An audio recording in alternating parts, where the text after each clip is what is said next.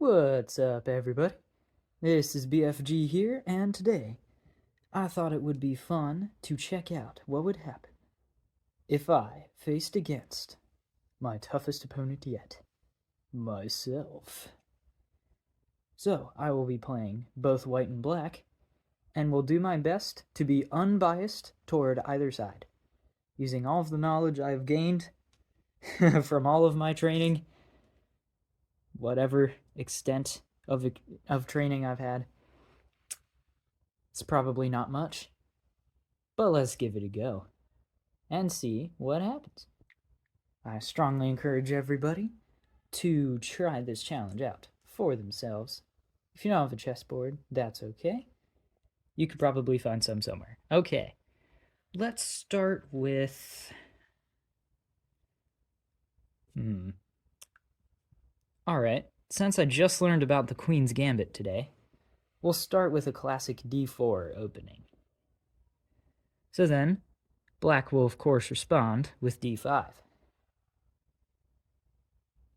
And then, of course, follows c4.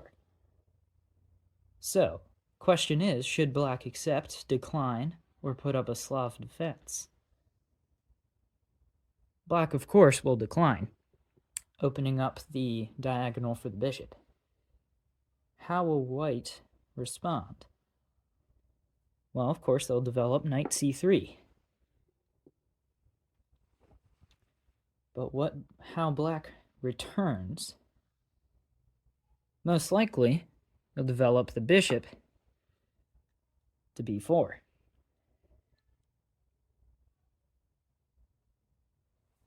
White turns this over in his mind, and he believes a pretty strong return would be bishop d2, unpinning the knight from the queen and slightly opening up the diagonal, but more importantly, protecting the knight.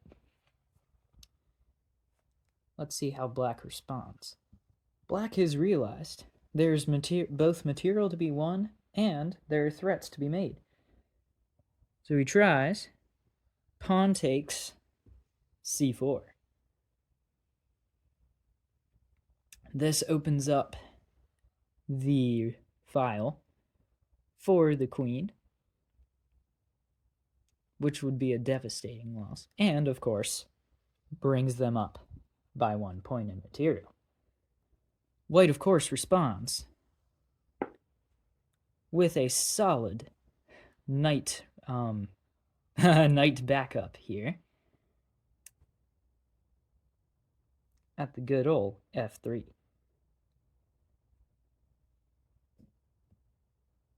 This has thwarted black's plans for now, and also restricted the movement of the queen, as it now covers these two squares at g5 and h4.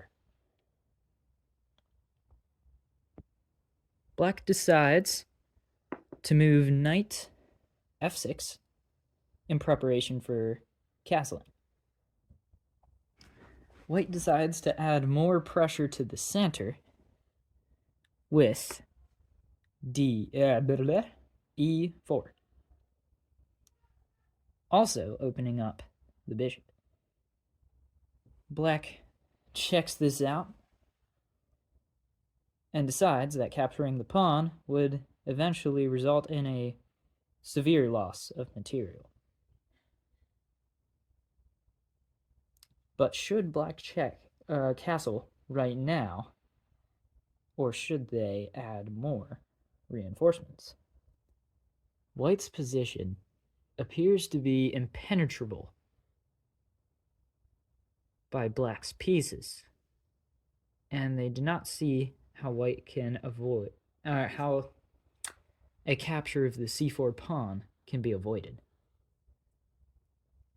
Since they're already ahead by 1 point, black decides to already castle on the king's side, and white, of course, responds with bishop takes c4. Both sides are now tied, 1 and 1. And it is white's turn. Since white's position is looking pretty comfortable,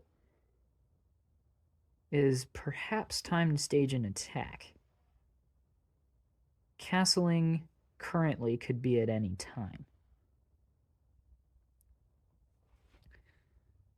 Alright, let's check this out here.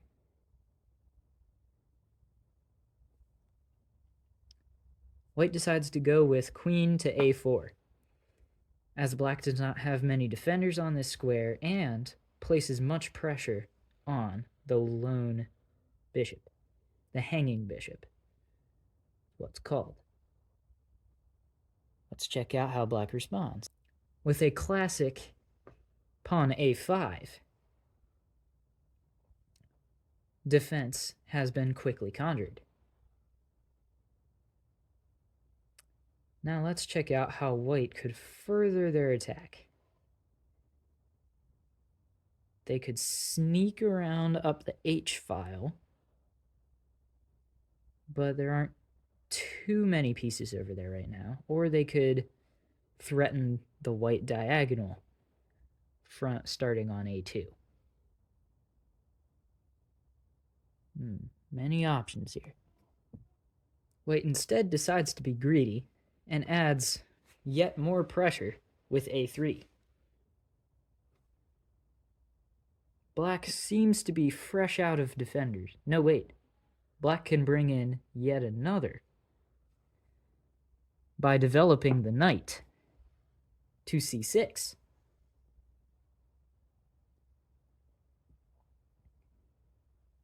This protects both the pawn and the bishop, and the pawn was already protected.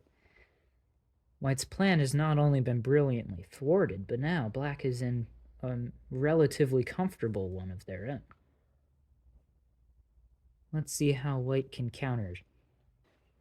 White is going to add even more confusion to this conundrum by pushing the d-pawn to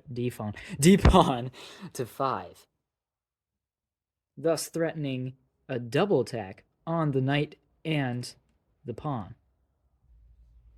I've thought about this for a solid 5-6 minutes. I don't see any way black can save this position. Honestly, I know there's probably a way, but there's just way too much pressure on these surrounding squares. I guess I'll think about it a few more minutes, but I think we'll just plan out another attack for black. Alright, I think the best thing black can do here, it's probably going to set them back a little bit.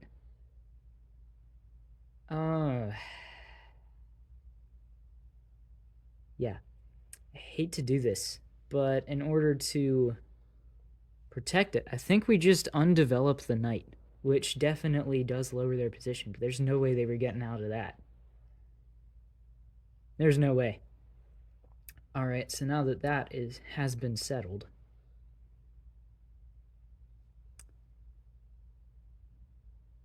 yeah, we're gonna try an old bishop, pawn takes e6, thus furthering white's attack and setting them up for an invasion of said a2 diagonal. Black's response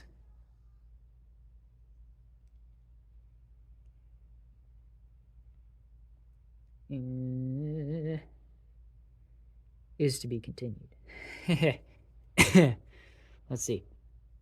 Black will meet them there at e6, noting that they have a pawn protected by the bishop at c8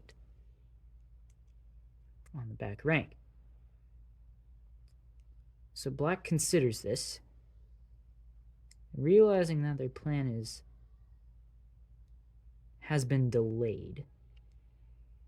They're going to decide to take some material with b4, with take b4. Therefore, black is now down 5 points to white's 2.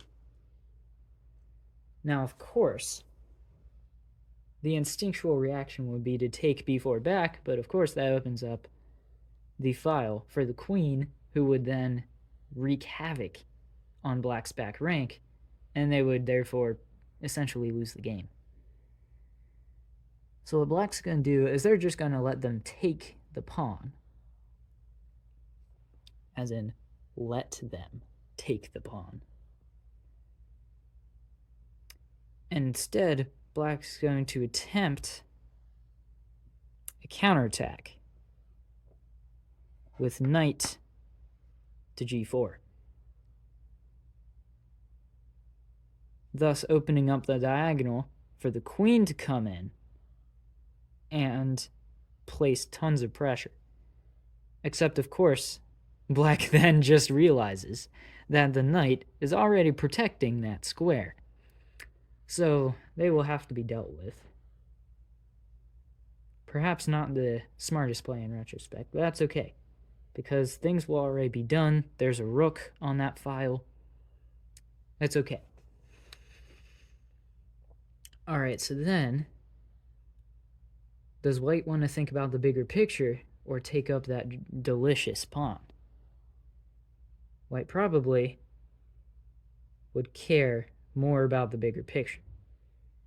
They don't really want to threaten the knight with h3.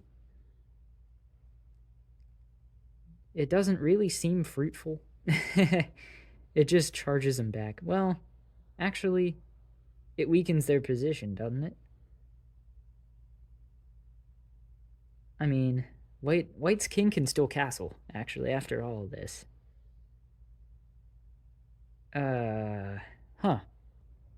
White's reconfiguring their attack efforts to try and get and infiltrate the back rank to eliminate as many pieces as possible. In particular, this bishop on the c file. So, of course, white will indeed respond with the h3, the infamous h3. And black, seeing as they cannot safely infiltrate the back rank, is forced to reconsider their options. And the only two safe squares they can move to. Right, okay. Black decides to move to a less than ideal position for a knight. Being on the side, that's not where they tend to prosper, but they're leaving that file open for the rook. And if the queen is placed there to create a battery, this could become quite fruitful in the future. White sees this and then decides to create their plan. All right, white decides eventually to place pressure. Ooh. All right, white's going to place pressure with bishop to g4. Well, f4, sorry. Bishop f4 to place pressure on this weak pawn and attempt to capture. However, if they do that instantly, they will lose the bishop to the rook.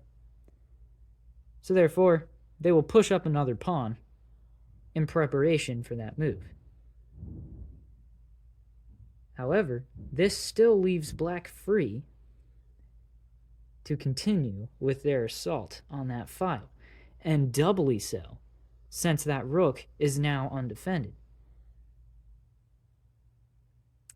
Black looks out and discovers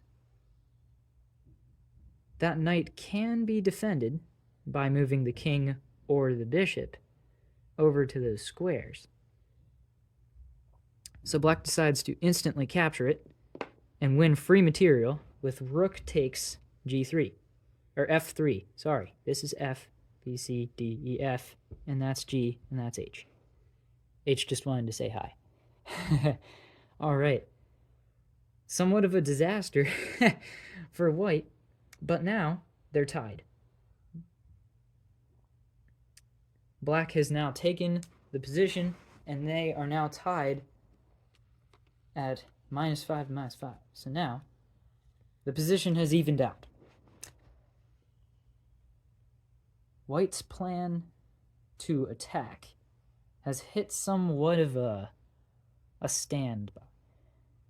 Actually, White can feel free to do this, because Black is not going to sacrifice their rook.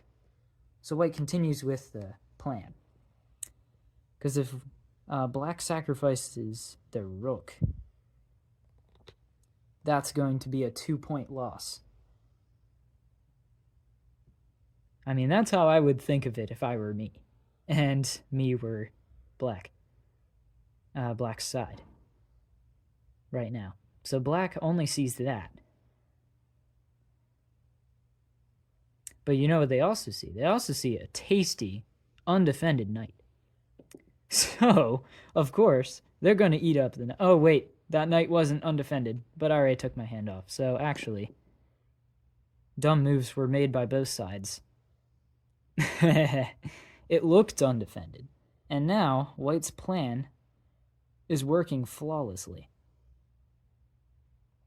It is pretty much without flaw. However, it has hit a small kink.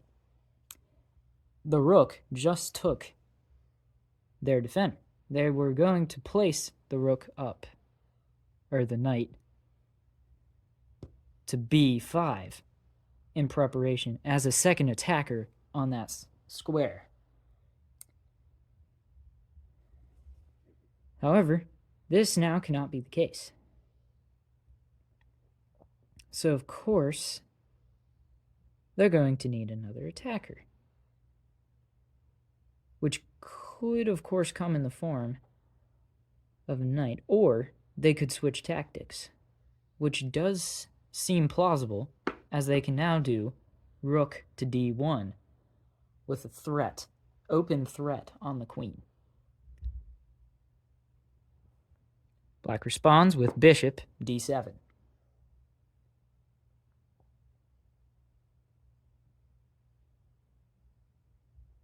This leaves... Actually, no. It leaves nothing open. Forget something was about to be said. And yeah.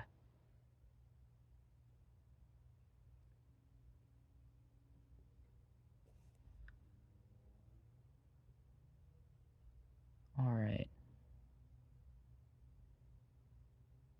Seeing no open threats, White's considering taking that point, that pawn up yonder on the A file, but is considering its overall plan of attack. White has just discovered another motive. That move was dual purpose, not only blocking the queen, but counterattacking White's own queen. And of course, if White were to go ahead and capture, they would lose material, and their position would return to neutral. White has to act, and they can't act by use of capture, because then they would lose the queen and subsequently dozens of points.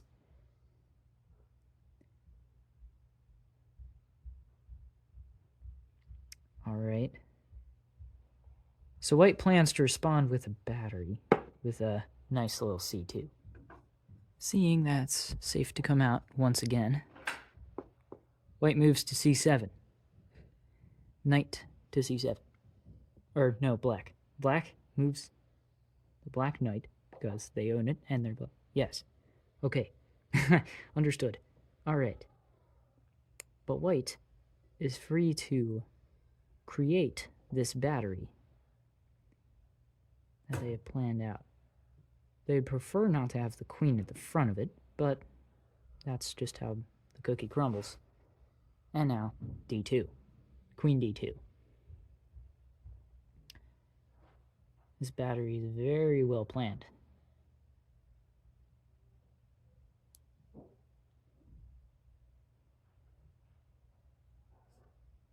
How does Black respond? Black has no idea what to think, or do or feel, or whatever. any move they make, it seems, would worsen their position.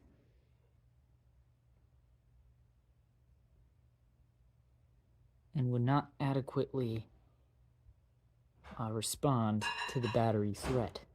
Black sees an okay move. Well. Black then decides that rescuing the queen is of the utmost importance, seeing as the battery is a direct threat to this safety. Black then moves to f6. White then continues with the battery. While they did lose 3 more points, Black did conserve the health of their queen. The back rank is near infiltration. Checkmate is almost imminent. This is not, in other words, this is not ideal for Black. How to protect this position? Black decides to back their queen up to e7, placing it under the wise protection of the knight, and threatening the queen battery. White is toying with the idea of trading queens. This would further worsen Black's position, and since they're already down 5 points, it could only go worse from here. So yes, White decides to trade queens on e7. Yes, that's correct, e7. All right. Now White has to rethink their whole attack plan. But of course, they can attack the hanging pawn, worsen the position, and check the king with bishop takes e7, e6 check. The king's forced to react. Black is forced to react, and they want to move back up the knight. But of course, this would result in the loss of their knight and the further worsening of their position. So of course, they'll move the king out of the corner, and not into the corner, but away. White is then free to consider. Seeing as how neither the king nor the rook have moved at all, Black is going to prepare to develop their rook with a nice, delicious kingside castle. How Black can salvage this position is pretty much beyond me. Well, let's see. Black decides to open up the file for their rook by sacrificing a pawn. White will then, of course, accept.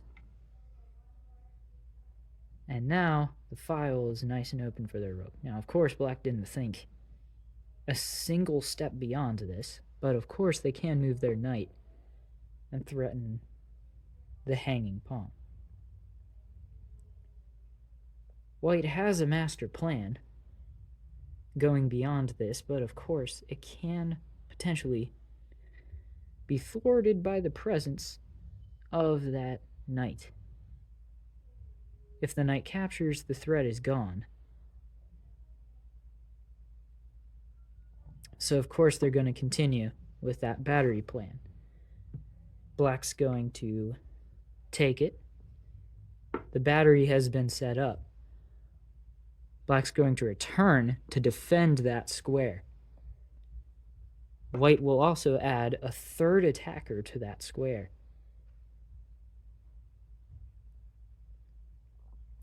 Black's knight back here cannot move to any safe squares.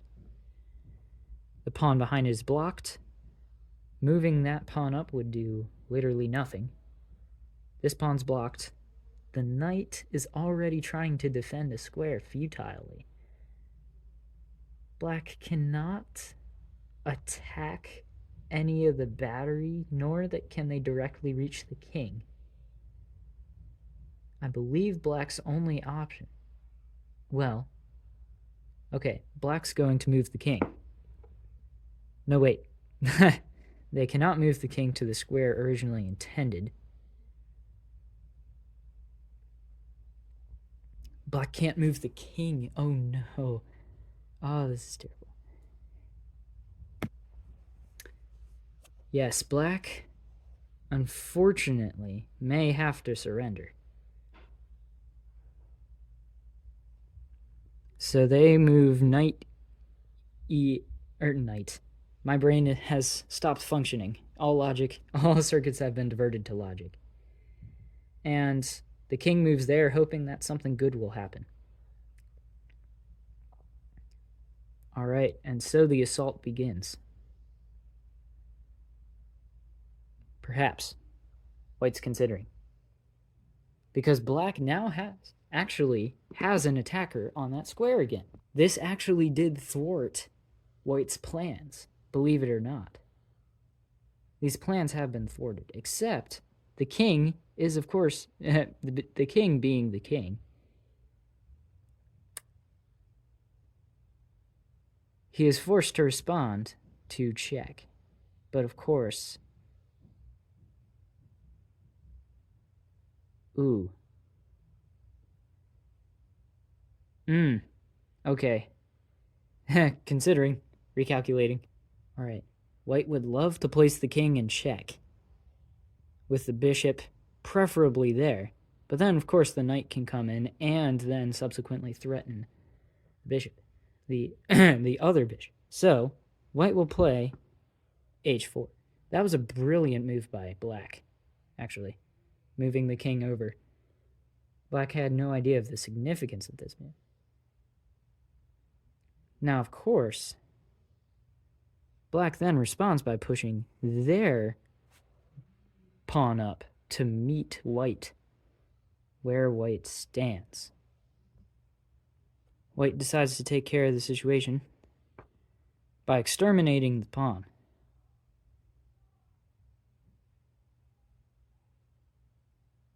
Black then decides to attempt to promote something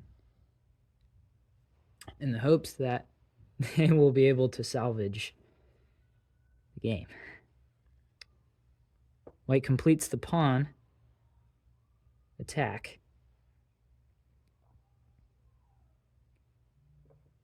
Black decides to capture. Is met with the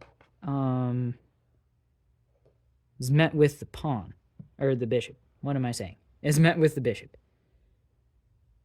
Now, white could trade the knight, but of course they're already down pieces. They don't want to trade. That's just dumb. But the knight is nevertheless in danger, so we'll retreat to a safe square, which of course then is no longer truly safe. Their only hope is to promote. White protects the diagonal, but if black moves his rook, then then white can instantly begin the assault, which would be unadvisable at best.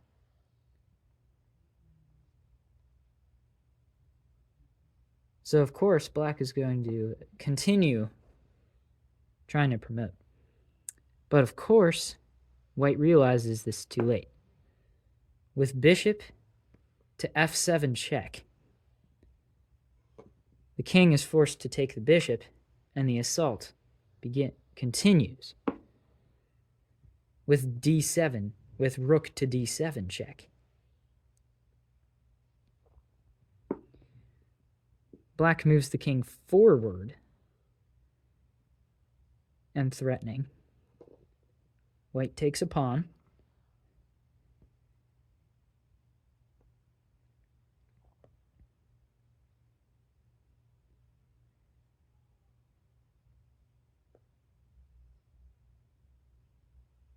the knight is moved to safety.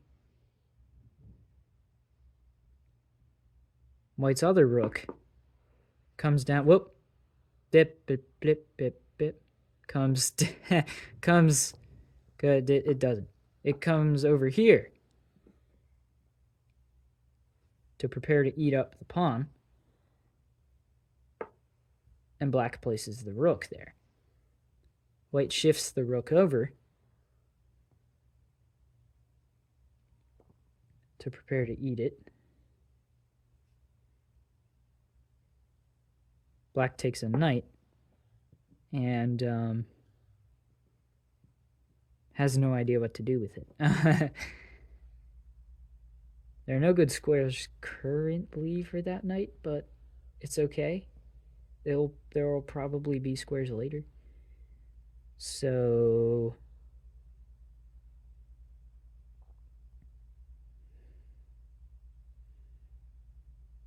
yeah, black can't really move the king. Wow. Okay. Black moves the king over, maybe? Yeah, sure. Let's do that. Then white is free to trade rooks, which means it will not be as easy to checkmate. Black is down to only a king and a knight. Unconventional, yes. But there are, of course, things that could be done. He's pretending he does a fork with the knight. White moves the king for the second time in the entire game. Well, actually, he doesn't even need to do that. He could just knock out the knight. And of course, with a series of other brilliant moves. Black has been defeated. Well, not quite yet. But they will be. If you'd like to stick around and see the final moves of the game, you may. Otherwise, just skip ahead about a minute or two and check out what things are like then. White's going to protect that. Black's going to try to shoopy-doop all the way around and maneuver. White's going to decide to be merciful and just promote a pawn.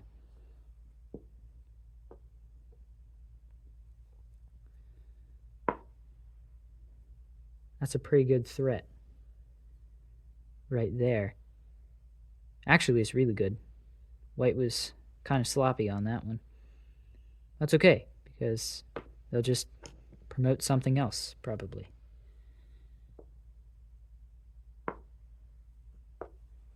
Promotes to queen.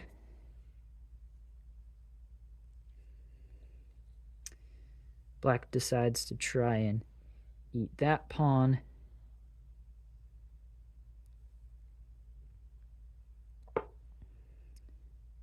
White brings the queen down. Black has no idea what to do. Black's only real option is to move there.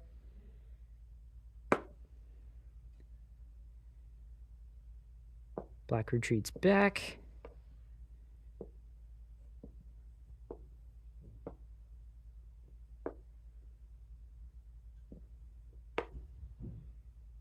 Check. And then checkmate. Alrighty, guys. That will conclude what happens if you play yourself in chess. Wow. I apologize for the length of this video, but I hope that it was plenty entertaining and perhaps insightful to new players. I hope my explanations were enough to really give you an insight as to why I made the moves that I did. If I made any screw-ups, please let me know in the comments if you're able to do so. Otherwise, just shoot me a text. And as always, see you guys the next Mario time.